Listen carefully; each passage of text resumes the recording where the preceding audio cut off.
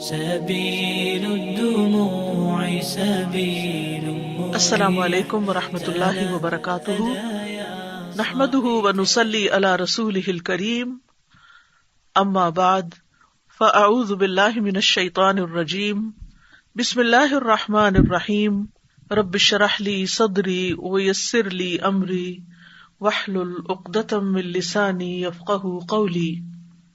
حدیث نمبر 101، تین چیزوں میں شفا ہے۔ عن ابن عباس رضی اللہ عنہما قال الشفاء فی ثلاث، شربۃ عسل وشرطۃ محجم وکیۃ نار وانہا امتی عن الکی، کتاب الطب۔ ابن عباس رضی اللہ عنہما روایت کرتے ہیں، انہوں نے مرفوعاً بیان کیا، یعنی رسول اللہ صلی اللہ علیہ وسلم سے بیان کیا، تین چیزوں میں شفا ہے، شہد پینے میں، سینگی لگوانے اور آگ سے داغنے میں، اور میں اپنی امت کو داغنے سے منع کرتا ہوں۔ تو رسول اللہ صلی اللہ علیہ وسلم کا فرمان ہے کہ الشفاء فی ثلاث، شفا تین چیزوں میں ہے۔ تو الفاظ کے ظاہر سے یوں معلوم ہوتا ہے کہ شاید صرف انہی تین چیزوں میں شفا ہے، لیکن حقیقت اس کے برعکس ہے۔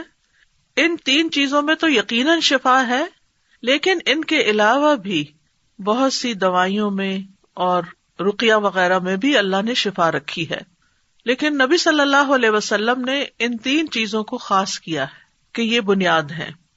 لیکن ان میں بھی یہ یاد رکھنا چاہیے کہ یہ تین چیزیں بھی اگر مزاج کو موافق آئیں اور ایک صحیح کوانٹٹی کے مطابق لی جائیں، صحیح طریقے پر لی جائیں، تو پھر ہی فائدہ ہوتا ہے۔ کیونکہ بعض اوقات ایسا بھی ہوتا ہے کہ انسان کوئی چیز استعمال کرتا ہے لیکن اس کو فائدہ نہیں ہوتا، تو وہ اپنے دل میں یہ خیال نہ کرے کہ شاید یہ بات درست نہیں، شاید یہ حدیث صحیح نہیں، یا ہمیں صحیح انفارمیشن نہیں ملی۔ نہیں، اصل بات یہ ہے کہ ان چیزوں میں شفا مشروط ہے کس چیز کے ساتھ، کہ وہ آپ کو موافق ہیں یا نہیں، اور پھر یہ کہ کتنی کوانٹٹی میں کوئی چیز لی جائے اور کس موقع پر لی جائے۔ اگر گرمی کی وجہ سے بیمار ہوا انسان اور کلونجی کی تاثیر گرم ہوتی ہے تو وہ کلونجی کھانا شروع کر دے، یا پھر یہ ہے کہ اگر ایک چٹکی بھر کلونجی کھانی ہے تو وہ پورا ٹیبل سپون کلونجی کا کھا بیٹھے۔ تو یہ تمام چیزیں بھی سمجھنے کی، آپ نے اصول بتا دی کہ ان چیزوں سے شفا حاصل ہو سکتی، لیکن کیسے؟ اس کے لیے ظاہر ہے کہ کوئی طبیب ہونا چاہیے، کوئی تجربہ کار ہونا چاہیے کہ جو انسان کو پھر سجیسٹ کرے کہ کس موقع پر کیا چیز لی جائے۔ مثال کے طور پر یہ ہے کہ تیر اندازی کی مثال آپ لیں۔ جیسے آپ تیر کو ایک شکار کے جانور پہ چلاتے، تو اب کیا ہوتا ہے کہ تیر سے جانور جو ہے وہ شکار ہو جاتا ہے، لیکن اگر آپ کا تیر اس کو لگا ہی نہیں، خطا ہو گیا، یا پھر وہ صحیح جگہ نہیں جا کے لگا، تو وہ شکار تو بھاگ جائے گا اور تیر آپ کا ضائع چلا جائے گا۔ تو اسی طرح دوا کو بھی آپ ایک تیر کی طرح لیں، اگر وہ صحیح جگہ پر جا کر لگی، صحیح کوانٹٹی میں لگی، تو پھر ہی انشاءاللہ فائدہ ہوگا۔ بعض اوقات یہ وجہ بھی ہوتی ہے کہ انسانی جسم کے اندر کچھ رکاوٹیں ہوتی ہیں، یعنی دوا میں تو کوئی مشکل نہیں، دوا تو دوا ہی ہے، لیکن انسان کا جسم اس کو قبول نہیں کر رہا۔ اب مثلاً آپ نے تجربہ کیا ہوگا کہ ہم ہر روز پانی پیتے ہیں اور ہمارا جسم اس کو ہضم کر لیتا ہے اور اس سے پیاس بجھ جاتی ہے، لیکن یہی اگر کوئی کڈنیز کا مریض ہو تو اس کے لیے یہی پانی جو ہے اس کو ڈائجسٹ کرنا ایک مسئلہ ہوتا ہے، یا اس کا اخراج جسم سے، یا ہیضے کا مریض ہے یا جس کو وامٹنگ وغیرہ ہو رہی ہے، تو اگر آپ اس کو پانی پلانا شروع کر دیں گے تو اس کا جسم اسے قبول نہیں کرے گا، کیونکہ وہ اس کے مزاج کے موافق نہیں آ رہا۔ پھر اسی طرح یہ ہے کہ بعض اوقات بیماری لمبی ہو جاتی ہے، یعنی آپ کو ایک بیماری ہوئی، آپ نے ابتدا میں اس کو نہیں پکڑا، اب وہ جڑ پکڑ گئی، تو جب کوئی بیماری جڑ پکڑ جاتی ہے تو اس صورت میں بھی جسم اس بیماری کا عادی ہو جاتا ہے، یا جسم اس بیماری سے کمزور ہو جاتا ہے، اور پھر جسم کے اندر اتنی امیونٹی نہیں رہتی کہ وہ اس بیماری سے فائٹ کر سکے، یا یہ کہ جو دوا انسان کو دی جا رہی ہے وہ اس کو صحیح طور پر فائدہ پہنچا سکے۔ تو اسی لیے ڈاکٹرز یہ نصیحت کرتے ہیں کہ بیمار ہونے پر فوراً علاج کروایا جائے، بلکہ بیمار ہونے سے پہلے احتیاطی تدابیر اختیار کی جائیں۔ اب کورونا سے بچنے کے لیے کتنے بڑے پیمانے پر احتیاطی تدابیر ہو رہی ہیں اور کس کس طریقے سے ہو رہی ہیں تاکہ بیماری سے دور رہیں، اور اگر بیماری شروع ہی ہوئی ہے تو اسی وقت اس کو پکڑ لیں، بیماری کو چھپائے نہیں، کہ کوئی یہ نہ کہے کہ اس کو کورونا ہو گیا ہے، اور انسان اگر اس سے غفلت برتے گا تو بیماری بڑھتی چلی جائے گی، اور جب بیماری حد سے بڑھنے لگتی ہے تو پھر کنٹرول کرنا مشکل ہو جاتا ہے اور بعض اوقات زندگی کو بھی خطرہ ہو جاتا ہے۔ تو بیماری کے علاج کے 3 مراحل ہیں۔ پہلا مرحلہ ہے تحفظ کا، پریونشن، یعنی بیماری سے حفظ ما تقدم۔ دوسرا ہوتا ہے بیماری کا فوراً علاج کرانا، مثلاً آپ کو زکام شروع ہی ہوا ہے تو اسی وقت اگر آپ شہد لے لیتے ہیں، شہد پانی، یا شہد پانی میں لیمو ڈال کے، اگر آپ کو لیمو سے الرجی نہ ہو، اسی طرح اگر آپ اس وقت کلونجی کا آئل جو ہے وہ لے لیتے ہیں، یا اور اسی طرح کی کچھ چیزیں، تو اس سے یہ کہ بیماری کنٹرول ہو جائے گی، یا یہ کہ اگر بیماری آئی بھی ہے تو بہت شدت سے نہیں آئے گی۔ اور تیسرا ہے بیماری کے علاج میں تاخیر کرنا۔ تو جب انسان بیماری کے علاج میں تاخیر کرتا ہے تو پھر دوائی جو ہے بیماری کے موافق نہیں ہوتی، اور اس صورت میں بھی اس سے صحیح فائدہ نہیں اٹھایا جا سکتا۔ تو یہاں پر نبی صلی اللہ علیہ وسلم نے 3 چیزوں کے اندر شفا بتائی ہے۔ ان میں سے سب سے پہلی چیز شربت عسل ہے، یعنی شہد کا پینا۔ صفراوی امراض جو ہے ان کا علاج شہد سے ممکن ہے، کیونکہ شہد جو ہے وہ مسل ہوتا ہے، اس سے کانسٹیپیشن دور ہوتی ہے، اسہال شروع ہو جاتا ہے، اور جسم سے ایسا صفراوی مادہ، صفراوی جو پیلا پیلا مادہ جسم سے نکلتا ہے نا، جیسے بعض اوقات وامٹنگ میں آتا ہے، بعض اوقات اور طریقوں سے، تو اس کو صفرا کہتے ہیں۔ تو وہ مادہ خارج ہو جاتا ہے، بعض اوقات یہ کہ وامٹنگ کی شکل میں نکل جاتا ہے، بعض اوقات موشنز کی شکل میں نکل جاتا ہے، لیکن بہرحال شہد جو ہے فائدہ مند ہے۔ قرآن مجید میں شہد کے بارے میں واضح طور پر آتا ہے کہ فیہ شفاء للناس، اس میں لوگوں کے لیے اللہ نے شفا رکھی ہے۔ اسی طرح ایک حدیث سے پتہ چلتا ہے کہ کس طرح شہد کے ذریعے ایک بیمار کو شفا ہوئی۔ ابو سعید رضی اللہ عنہ سے مروی ہے کہ ایک آدمی نبی صلی اللہ علیہ وسلم کی خدمت میں حاضر ہوا اور عرض کیا کہ میرا بھائی پیٹ کی تکلیف میں مبتلا ہے۔ آپ نے فرمایا اسے شہد پلاؤ۔ پھر وہ دوسری مرتبہ حاضر ہوا، آپ نے اسے شہد پلانے کے لیے کہا۔ پھر وہ تیسری مرتبہ آیا، آپ نے فرمایا اس کو شہد پلاؤ۔ وہ پھر آیا اور کہنے لگا کہ میں نے ایسا ہی کیا لیکن شفا نہیں ہوئی۔ نبی صلی اللہ علیہ وسلم نے فرمایا اللہ نے سچ کہا ہے اور تمہارے بھائی کا پیٹ جھوٹا ہے، اسے پھر شہد پلاؤ۔ یعنی 3 بار کے بعد بھی آپ نے کہا۔ چنانچہ انہوں نے شہد پلایا اور اسی سے وہ تندرست ہو گیا، کیونکہ پہلے شہد نے جسم کے اندر سے زہریلے مادے باہر نکالے، کیونکہ بہت دفعہ ہمارے جسم کے زہریلے مادے اگر اندر ہی دب جائیں، اندر ہی رہ جائیں، تو بیماری جڑ سے نہیں اکھڑتی۔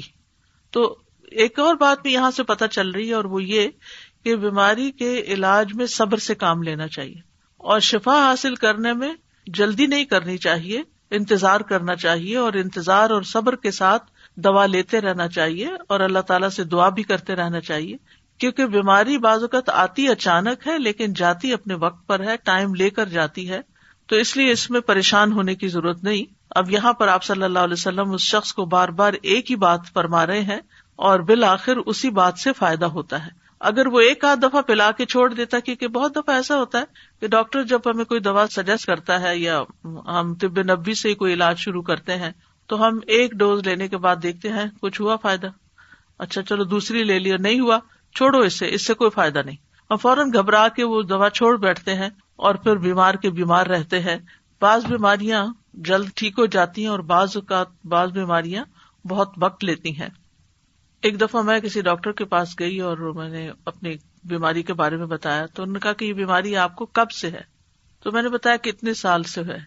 تو انہوں نے کہا کہ ہر سال کا 1 ہفتہ لگا لو اور اتنے سال کے ہفتے گن لو، اتنا عرصہ کم از کم علاج کرو۔ یعنی ایک سمجھانے کا انداز تھا کہ ہو سکتا ہے اس سے پہلے ہی ٹھیک ہو جائے، لیکن یہ ہے کہ اتنا عرصہ کنٹینیوسلی علاج کرنا پڑے گا۔ تو یہ بات بہت ضروری ہے کہ انسان اس چیز کو سمجھے کہ فوری نتائج نہ مانگے۔ اور میں یہ بات خاص طور پر اس لیے کہہ رہی ہوں کیونکہ ہم جب طب نبوی سے علاج کرنا شروع کرتے ہیں تو ہم سمجھتے ہیں کہ بس صرف کوئی میریکل ہوگا، اور چونکہ نبی صلی اللہ علیہ وسلم نے فرمایا تو بس 1 آدھ دفعہ لینے سے مسئلہ حل ہو جائے گا۔ ہمیں پورے یقین کے ساتھ لینا چاہیے دوا کو یا ان غذاؤں کو، یہ تو دوائیں نہیں بلکہ غذائیں ہیں، لیکن جلدی نہیں مچانی چاہیے۔ اگلی چیز جو آپ نے بتائی وہ ہے شرطۃ محجم، ہجامہ کی کاٹ جو ہے، یعنی سینگی لگوانا یا ہجامہ کروانا، کپنگ جو ہوتا ہے۔ تو کہا یہ جاتا ہے کہ جو خونی امراض ہوتے ہیں، یعنی جو خون کے بگاڑ کی وجہ سے پیدا ہوتے ہیں، ان کا علاج جو ہے وہ ہجامہ یا کپنگ جس کو بولتے ہیں، یا سینگی، کیونکہ سینگی اس کو سینگ سے ہے. یہ پہلے زمانے میں سینگ کے ساتھ خون سک کیا جاتا تھا، یعنی ہارن جو ہوتا ہے کسی جانور کا. اسی طرح فسد کے ذریعے بھی خون نکالا جاتا ہے، فسد کھلوائی جاتی ہے، یعنی کہ مخصوص جگہوں پر باریک بلیڈ وغیرہ سے کٹ لگایا جاتا ہے جس سے ایک دم خون باہر نکلتا ہے اور انسان کو ریلیف ملتا ہے. لیکن عربوں میں اس کا عام رواج نہیں تھا.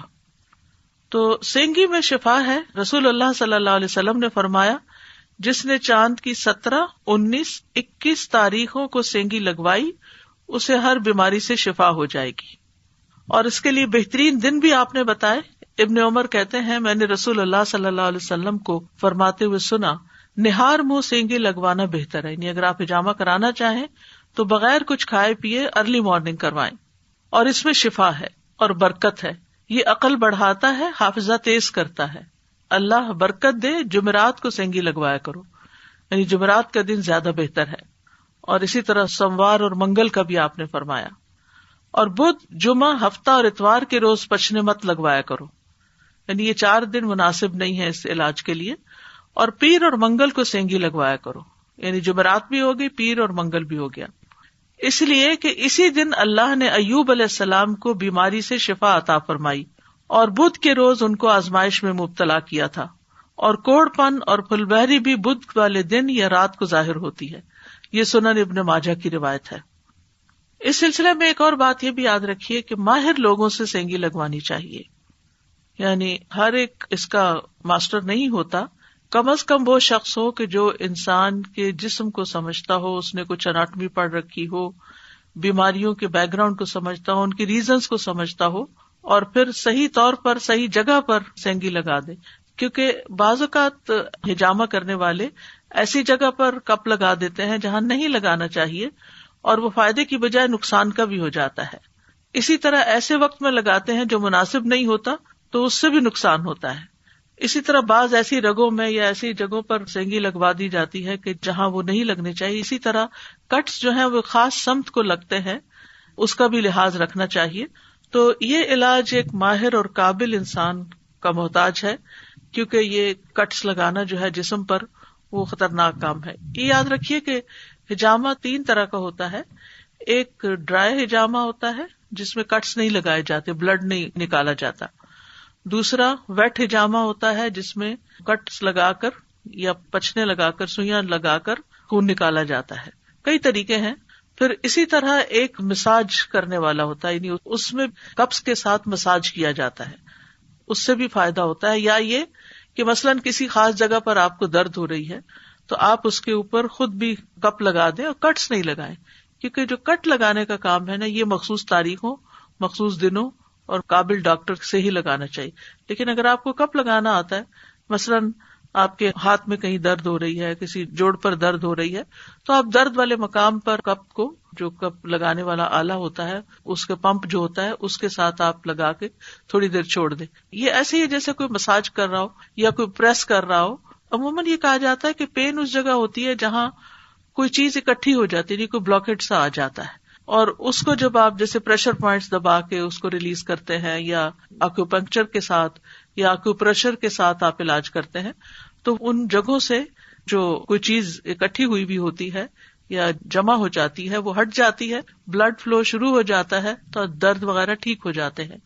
تو یہ جو ڈرائی ہجامہ ہوتا ہے یہ بلڈ سرکولیشن کو بہتر کرتا ہے، اور جب جسم میں بلڈ سرکولیشن اچھی ہوتی ہے، جیسے ایکسرسائز وغیرہ سے یا سانس کی ایکسرسائز سے، تو انسان ہمیشہ اچھا فیل کرتا ہے. ایسے انڈورفنس نکلتے ہیں جسم سے کہ جس سے انسان کی طبیعت اچھی ہو جاتی ہے، سر ہلکا ہو جاتا ہے اور انسان خوشی محسوس کرتا ہے. پھر اگلی چیز جو آپ نے بتائی وہ ہے اوقیتن بنارن، یا آگ سے داغنا، لیکن اس کی ممانعت کی گئی ہے. یعنی بعض اوقات شہد پینے سے جسم کے اندر کے زہریلے مادے جو ہیں وہ نکل جاتے ہیں، بعض اوقات ہجامہ سے نکل جاتے ہیں، لیکن ایک آخری مرحلہ یہ ہوتا ہے کہ یہ دونوں طریقے کام نہیں آ رہے. یعنی نہ تو غذا کے ذریعے جسم کھل رہا ہے، صاف ہو رہا ہے، اور نہ ہی ہجامہ کے ذریعے وہ رکاوٹیں دور ہو رہی ہیں. تو آخری اضطراری کیفیت میں اگر کسی بھی طریقے سے فضول یا فالتو مواد خارج نہ ہو تو آگ سے داغنے سے وہ بہتر ہوتا ہے. اسی لیے آپ دیکھیں کہ اگر کسی جگہ پر ہمیں درد ہو اور ہم ہیٹنگ پیڈ لگائیں یا کوئی گرم چیز اس پر رکھیں تو آپ دیکھیں گے کہ درد کو آرام آتا ہے، کیونکہ وہ نرم کرتی ہے اس جگہ کو اور وہاں سے جو بھی مادے ایسے ہوتے ہیں وہ گرم چیز اس کو وہاں سے ہٹا دیتی ہے تو انسان اچھا فیل کرتا ہے. گرم باٹل آپ لے سکتے ہیں، ہیٹنگ پیڈ لے سکتے ہیں، ان چیزوں کی ممانعت نہیں ہے، لیکن آگ سے داغنا جو ہے رسول اللہ صلی اللہ علیہ وسلم نے اس سے منع فرمایا کیونکہ اس سے مریض کو تکلیف بہت ہوتی ہے. لیکن اضطراری کیفیت میں جب کوئی اور چارہ نہ ہو اور مریض تڑپ رہا ہو تو اس صورت میں اس طریقے سے علاج کیا جا سکتا ہے، یا یہ کہ جب کوئی دوا اثر نہ کرے. بعض اوقات ایسا ہوتا ہے نا کہ آپ پین کلر بھی دے رہے ہیں اور سب کچھ کر رہے ہیں لیکن پین ہے کہ کسی صورت جا ہی نہیں رہا، تو پھر آخری ہیلے کے طور پر کیونکہ مریض جو ہے اس کو تکلیف سے نجات دینی ہے تو ایک بڑی تکلیف سے بچانے کے لیے ایک چھوٹی تکلیف دی جا سکتی ہے. لیکن یہ یاد رکھیے کہ یہ عام حالات میں داغنا پسندیدہ نہیں اور علاج یہاں سے شروع نہیں کرنا چاہیے. عمران بن حسین رضی اللہ عنہما سے روایت ہے، وہ کہتے ہیں کہ نبی صلی اللہ علیہ وسلم نے داغنے سے منع فرمایا ہے، پس ہم نے داغ لگوائے مگر یہ کامیاب نہ رہے اور نہ ہی مفید ثابت ہوئے، یعنی ابتدا میں ہی لگوا لیے. امام ابو داؤد رحمہ اللہ بیان کرتے ہیں کہ عمران رضی اللہ عنہ فرشتوں کا سلام سنا کرتے تھے. جب انہوں نے داغ لگوائے تو یہ سلسلہ منقطع ہو گیا، پھر جب چھوڑ دیا تو پھر سے سلام سننے لگے. یعنی چونکہ اس میں ایک کراہت پائی جاتی ہے تو اس لیے جب انہوں نے یہ کام کیا تو وہ ایک خیر سے محروم ہو گئے. تو اس سے یہ بات بھی پتہ چلتی ہے کہ بعض اوقات ہمارے کچھ کام ایسے ہوتے ہیں یا ہمارے گناہ ایسے ہو سکتے ہیں کہ جن کی وجہ سے ہم سے نیکیوں کے مواقع چلے جاتے ہیں اور خیر کی اپرچونٹیز جو ہیں یا نیکی کے جو کام ہیں یا نیکی کے کام کے راستے ہیں وہ بند ہو جاتے ہیں. عام طور پر لوگ کہتے ہیں کہ اس کام میں بندش ہو گئی، اس کام میں بندش ہو گئی. یہ بندش بلا وجہ نہیں ہوتی، یہ بھی اللہ تعالیٰ کی رحمت ہوتی ہے. وہ بندش بھی ایک رحمت ہے. وہ کیوں؟ کیونکہ جب انسان کے لیے سارے راستے ہموار ہوتے ہیں اور آزادی کے ساتھ سب کچھ کر رہا ہوتا ہے تو اس وقت وہ شکر گزار نہیں ہوتا. لیکن جب اللہ سبحانہ و تعالیٰ اس کے آگے کوئی رکاوٹ کھڑی کرتے ہیں تو اس کو پھر ہوش آتی ہے کہ یہ کیا ہوا میرے ساتھ. اور اللہ تعالیٰ ہم سے چاہتے ہی ہیں کہ ہم گناہوں سے توبہ کریں، واپس اللہ کی طرف رجوع کریں، اس کی طرف پلٹیں. تو اس طرح بیماریوں سے آرام آ جاتا ہے اور تکلیفیں جو ہیں وہ دور ہو جاتی ہیں، یعنی استغفار کے ذریعے اور اللہ کی طرف رجوع کر کے. نبی صلی اللہ علیہ وسلم نے یہ بھی فرمایا کہ وہ آدمی توکل سے بری ہو گیا جس نے اپنے بدن پر داغ لگایا یا دم کرنے کو کہا. تو اب یہ بات کہ دم کرنے کو کہا، حالانکہ نبی صلی اللہ علیہ وسلم نے خود بھی دم کیا ہے، آپ پر بھی کیا گیا، حضرت جبریل علیہ السلام نے آپ کو آ کر دم کیا. تو پھر کیا اگر کسی شخص کو کوئی جنات کا حملہ ہو گیا ہے یا جادو ہو گیا ہے تو کیا وہ کسی راقی کے پاس نہیں جا سکتا علاج کرانے کے لیے؟ راقی ایسے ہی ہوتے ہیں جیسے ڈاکٹرز ہوتے ہیں، طبیب ہوتے ہیں. کچھ بیماریوں کے لیے آپ فزیشنز کے پاس جاتے ہیں اور کچھ بیماریوں کے لیے آپ روحانی معالجین کے پاس جاتے ہیں. تو کیا ایسے شخص کے پاس جانا درست نہیں کہ جو آپ کو اوپر دم کرے اور آپ کا علاج کرے؟ نہیں، اس سے منع نہیں کیا گیا، لیکن جو مطلب ہے اصل میں جو منع کیا گیا وہ یہ کہ ایسے شخص کے پاس جائے جو اللہ کی کتاب نہ جانتا ہو، جو دین نہ جانتا ہو اور جو صحیح دم کے علاوہ اور چیزیں بھی اختیار کرنے والا ہو. یا پھر دوسرا معنی یہ بھی کیا جاتا ہے کہ دم طلب کرنے والا اللہ پر بھروسے کی بجائے اس دم پر ہی بھروسہ کر لے کہ دم ہی ٹھیک کرے گا، تو ایسا شخص توکل سے بری ہو جاتا ہے. تو اگر یہ دو باتیں نہ پائی جاتی، یعنی شرکیہ دم نہ ہو اور صرف کلمات پہ بھروسہ نہ ہو، تو ایسا شخص توکل سے بری نہیں ہوتا. پھر اسی طرح حدیث میں آتا ہے کہ میری امت کے 70,000 لوگ بغیر حساب کتاب کے جنت میں داخل ہوں گے. یہ وہ لوگ ہوں گے جو جھاڑ پھونک نہیں کراتے، فال نہیں دیکھتے اور داغ کا علاج نہیں کرتے، بلکہ اپنے رب پر بھروسہ کرتے ہیں. تو اس سے یہ پتہ چلتا ہے کہ اگر کوئی دم طلب نہیں کرتا اور کامل توحید اور اللہ پہ مکمل توکل کرنے والا ہے اور لوگوں سے بے نیاز ہے، تو پھر اللہ تعالیٰ بھی اس کو ہر چیز سے بے نیاز کر کے بغیر حساب کے جنت میں داخل کر دے گا. اور دوسرے لوگ جو دوسروں سے دم طلب کریں وہ ان 70,000 کے مجموعے میں داخل نہیں ہوں گے. اس کا یہ مطلب نہیں کہ وہ جنت میں نہیں جائیں گے، جنت میں بغیر حساب کے نہیں ہو سکتا کہ حساب کے بعد داخل ہوں، کیونکہ ان کا اللہ پر توکل کم درجے کا ہے. کیونکہ دم طلب کرنے میں انسان کسی سے سوال کر رہا ہوتا ہے، کسی کے آگے عاجزی کر رہا ہوتا ہے، کسی کی منت سماجت کر رہا ہوتا ہے اور اس کے آگے محتاجگی کا اظہار کر رہا ہوتا ہے، جبکہ اللہ تعالیٰ کو پسند کیا ہے کہ انسان اپنا سارے کا سارا بھروسہ اللہ پر ہی رکھے. تو دم طلب کرنا حرام نہیں ہے، منع نہیں ہے، افضل درجے کے خلاف ہے. بس یہ بات اتنی سی سمجھ آ جائے، افضل کے خلاف ہے.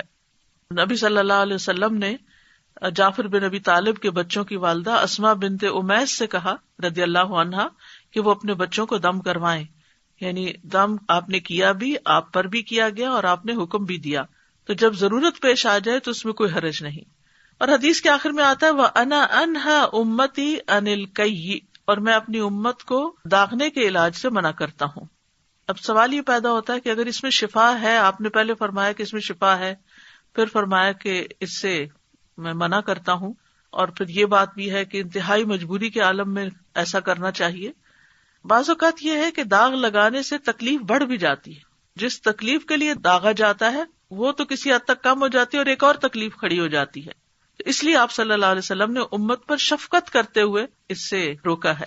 لیکن جب انسان مجبور ہو جائے اور کوئی اور چارہ ہی نہ ہو تو پھر اس میں کوئی حرج نہیں، اس لیے کہ نبی صلی اللہ علیہ وسلم نے سعد بن معاذ کی بازو کی رگ میں داغ لگایا جو غزوہ خندق میں کٹ گئی تھی اور خون کسی طرح بند ہی نہیں ہو رہا تھا. سبيل الدموع سبيل